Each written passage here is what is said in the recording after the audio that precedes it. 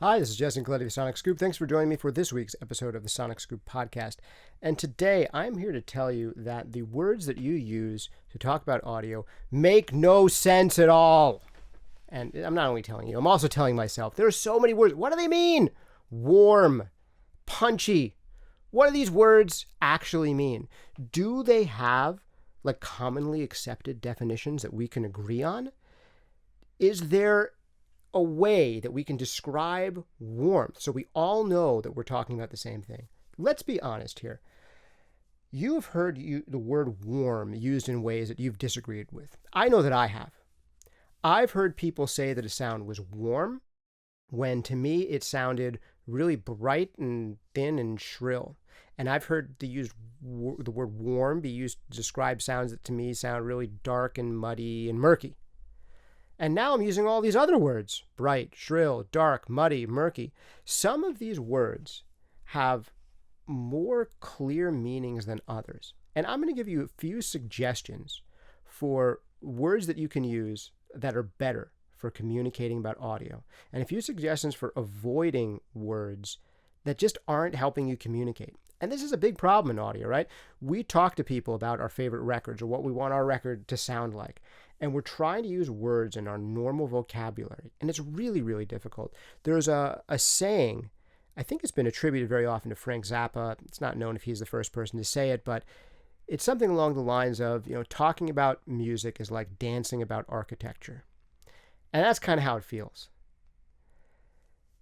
But I think I can give you some ideas on how to communicate better with people about audio, what words should mean, how you should use them, and better yet, what you should sometimes do instead of using words. So I'm going to give you some rants, some raves, and also some concrete advice in this one. I hope it's useful to you. I'm going to draw a little bit on an article that I wrote way back in 2011. Yes, I have been writing about audio stuff for more than a decade. I think the year is going to be the 11th anniversary of Sonic Scoop, if not more than that. And I've been writing for it, I think, since 2010. So now it's 2021. And if you're a time traveler in the future, I'm probably still writing and talking about this stuff. So who knows how long it's been by the time that you hear this. So the article I wrote was called Dancing About Architecture, a Dictionary of Audio Terms. And when fun, I'm going to read a few excerpts from it because I think there's some good spots in there. But let's get right into this one. I'm going to start off with the word punchy. What does punchy mean anyway? So the Merriam-Webster, I looked this up in the dictionary. They define punchiness as being forceful, spirited, vivid, vibrant. That sounds pretty nice, but I still have no idea what that sounds like. On a website, I was looking around for definitions of punchy online, and there was a website, I think it was a talk-based forum that I have linked here, and they gave a take. It means strong lows/mids that produce a pronounced, dull initial attack, a muted, padded kick drum-like character. So they're saying that punchy means a initial, pronounced, dull attack with a muted, padded kick drum-like character. And then there was another audio glossary that gave the definition: good reproduction of dynamics, good transient response with strong impact. Those two things sound almost exactly the opposite from each other. So which one does punchy mean? I don't know. If I was going to tell you what punchy means, I guess that to me, I would guess a punchy sound should be one that has a good amount of initial impact, has a good transient response, like an initial transient, but it's not light or flighty. And that transient is well controlled, so it's not super pronounced, right? So we don't have way too much transient, and it's not like an uncontrolled, like dynamically inconsistent transient, but it's not like a transient that's totally shaved off and sounds totally muffled. So it's like a good balance between the two. So like a good amount of attack, that's what punchy means? Compared to what? In what context? So it's like a moving target, isn't it? Punchy. What do you think it means? You let me know in the comments down below. Or if you think you have a good one-sentence, precise definition that no one could argue with, you can write it down there or email me at podcast@sonicscoop.com. I'd love to hear it. What does that word mean, punchy? Guess what a word that I don't use when talking to my clients is? Punchy. I rarely use it. Maybe it's reasonable for someone to say, because punchy, it's like a slippery term that doesn't describe a single characteristic. Instead, it suggests a balance between a few characteristics. That's what punchy really does. So it's probably reasonable for someone to say, I like that snare sound, it's full and punchy. Or, I like that snare sound, it's clear and punchy. And basically what they're saying is, I like it. I think it's well balanced. That's basically all they're saying. Now, here's something that's not productive when you make a directive statement, such as, I want the sound to be more punchy. Okay, how? What do you mean? Does it have too much attack? Does it have not enough attack? Are we not even talking about the attack? What are we talking about? So sometimes there are words that just mean, I like it, but they don't actually give us a direction to go in as a term to communicate between musicians or between audio people. They're just not useful in that way, and I think punchy is one of them. And this is a theme that we're going to come back to. The words that don't make sense to use when we're trying to get somewhere are words that are just generally positive, like punchy. So, what are some better words to use instead of punchy that would give us a direction? The English language has thousands of adjectives. So why use an unclear one like punchy? There's a lot of words that have a really onomatopoeic character. How about, I want to sound with more crack? Oh, I want to have more crack. That starts to mean something. You know what? This needs more thud. Okay. How about more zing or more sizzle? Here are some weird ones. How about a sound that's a little more pocky or snappy? Those are sounds that I could start to wrap my head around and like, okay, we want more sizzle. There's not like 5 different directions I could go to get more sizzle. We're talking about high frequency stuff. I get the idea of sizzle, and there has to be some sustaining thing for sizzle. Okay, if you're going to use the word sizzle, that kind of starts to make sense. So I'm actually not coming in here being the audio nerd saying, well, we should talk exclusively in hertz and attack times. No, you can use this creative language. I would just suggest that you use language that has more of a clear direction when you're trying to give people direction.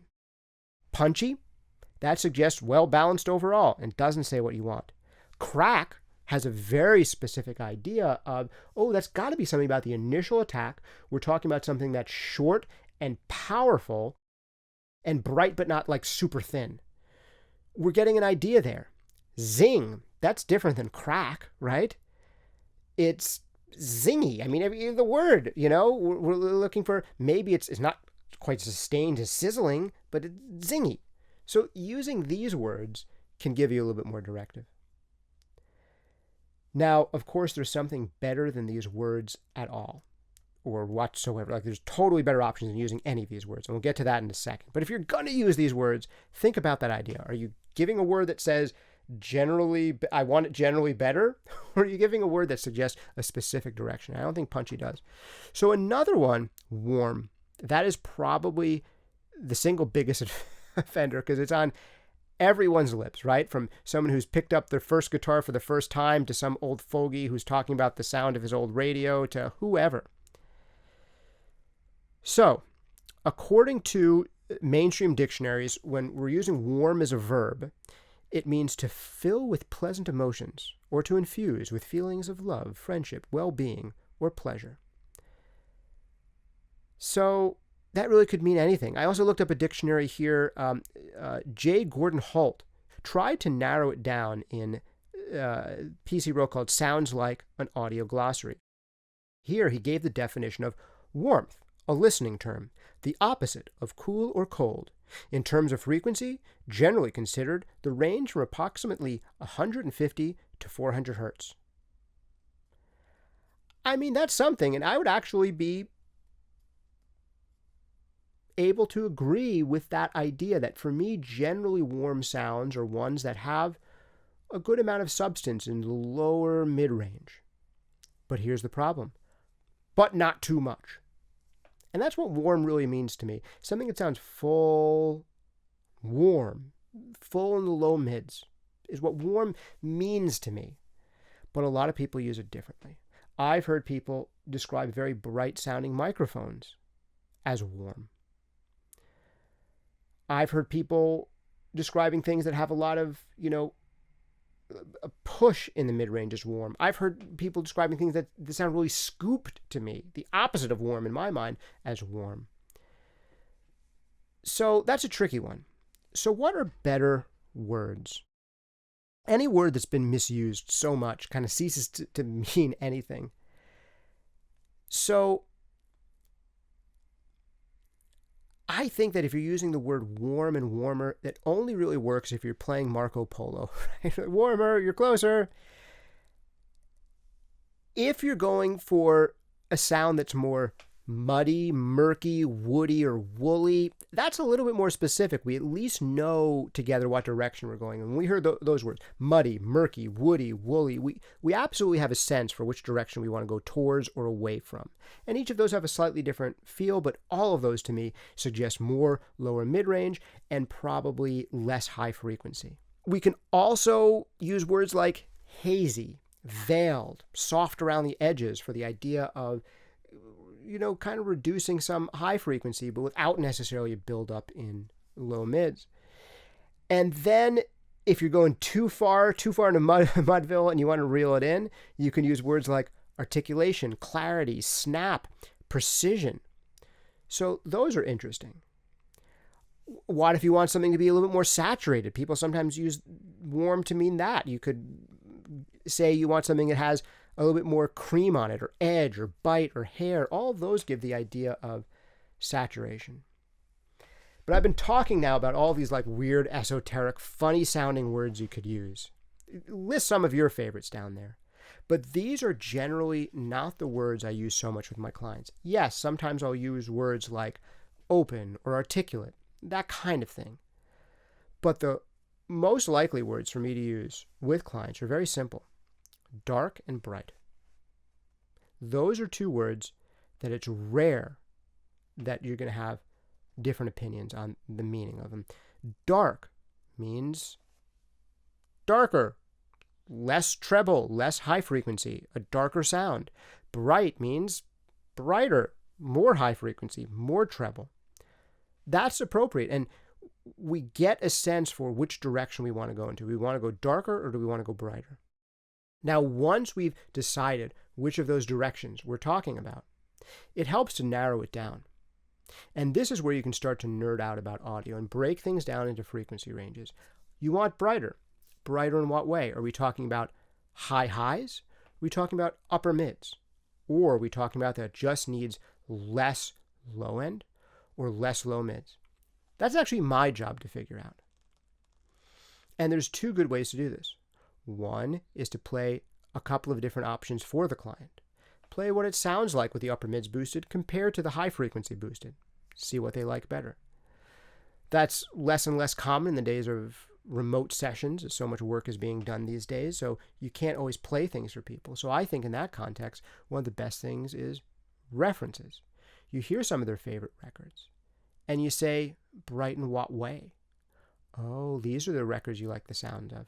And I can hear or see on a frequency analyzer, if you want to cheat, that this one has a lot more energy in the 10 to 12K region than your mix does.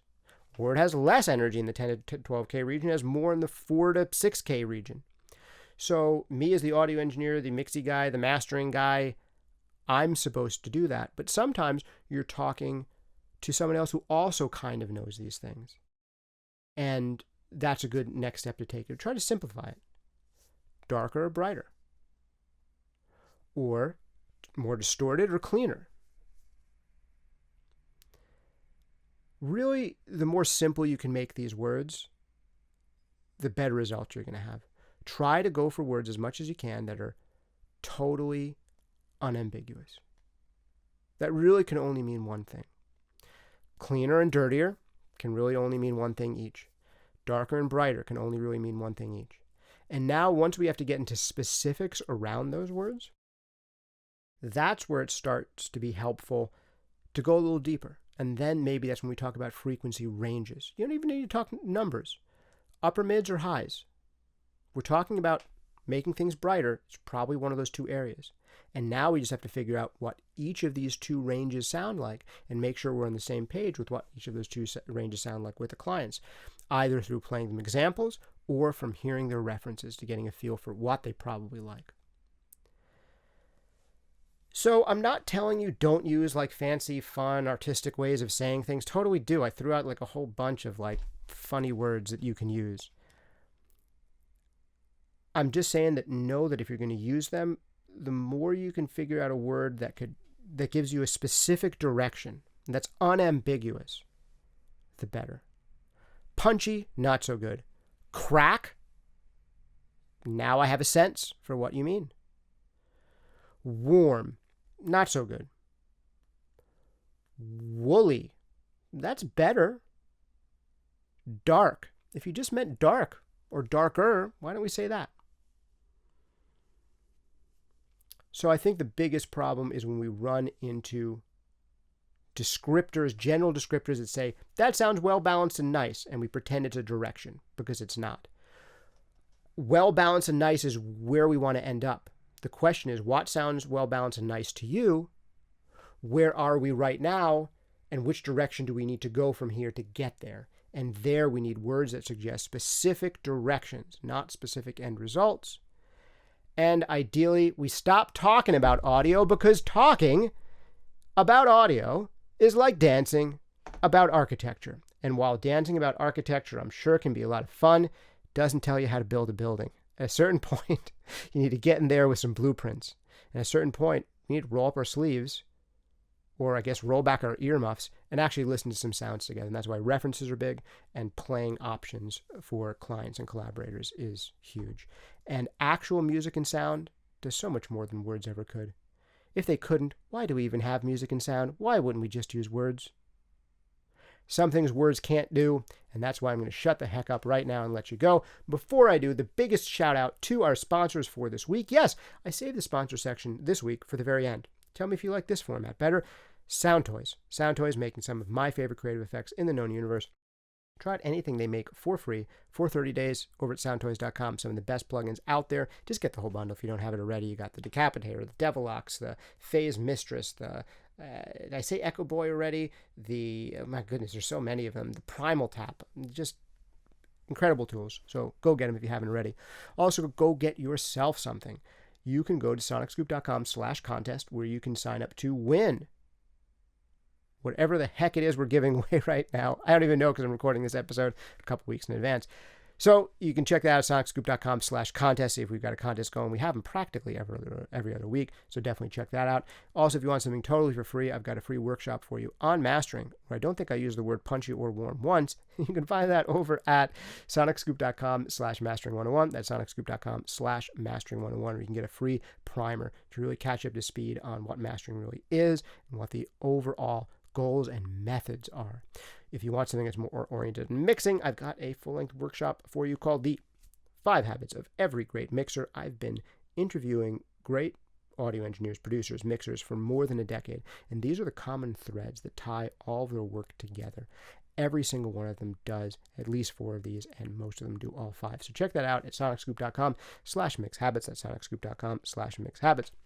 If you want to go even deeper with me, I do have the full-length courses, Mixing Breakthroughs and Mastering Demystified. They're the most useful things I've ever done. And if you've gotten this far with me, you probably like to hear me talk and my take on things. So you're going to love these courses. I really do think you are going to.